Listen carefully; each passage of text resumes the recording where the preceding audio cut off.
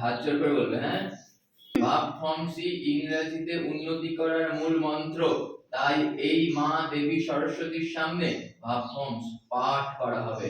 এটাই গায়ত্রী মন্ত্রের মতন স্পন্দিত হবে এই বিদ্যার মন্দিরে। বলো, যোগ করা, অনুমতি দেওয়া, উপস্থিত থাকা, ধার করা, পড়াশোনা করা,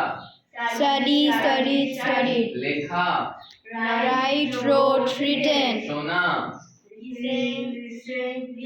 বলা, তেল টোল টোল, পুজো করা, ওয়ার্শিপ,